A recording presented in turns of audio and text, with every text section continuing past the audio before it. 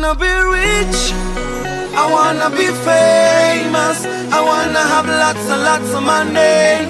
Soar above the clouds, I wanna be free, like Nelson Mandela. Stand tall like a pyramid, so correct. Il s'agit là d'un choix cornélien, car je pense que toutes les femmes en Afrique aspirent à tous ces droits. Le droit, elles revendiquent notamment le droit d'être éduquées, d'avoir un emploi, duquel on découlera un salaire égal pour un travail de valeur égale. Et je pense que peu importe l'âge de la femme africaine, jeune ou âgée, elles ont en commun cette volonté d'avoir ce droit de mettre fin à toutes les formes de violence à leur endroit.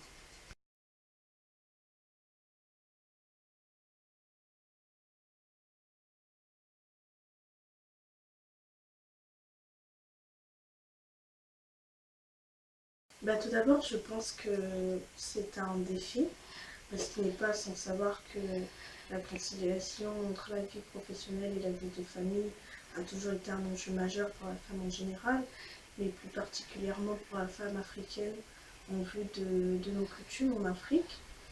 Mais je pense que ce défi pourrait devenir une opportunité dès lors où la femme africaine arrivera à déduire de sa vie de famille un complément pour sa vie professionnelle.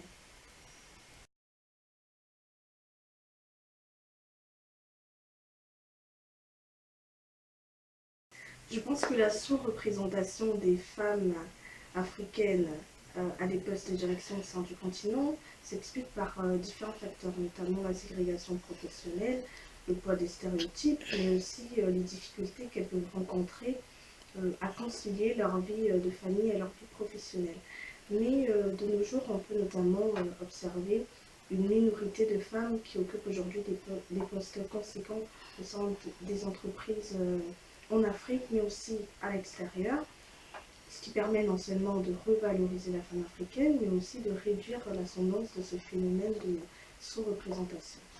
Et pour terminer, je dirais que nous devons laisser du temps à l'histoire, parce que la femme africaine n'a pas fini d'écrire son histoire, et je pense qu'elle a encore beaucoup à nous prouver.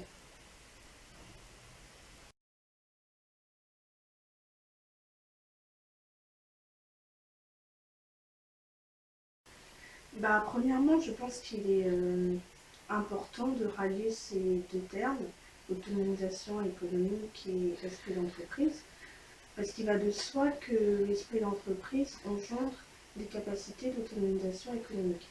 Et l'autonomisation économique permet notamment à la femme africaine de se prendre en charge, de subvenir à ses besoins, et pourquoi pas d'envisager des projets de grande envergure.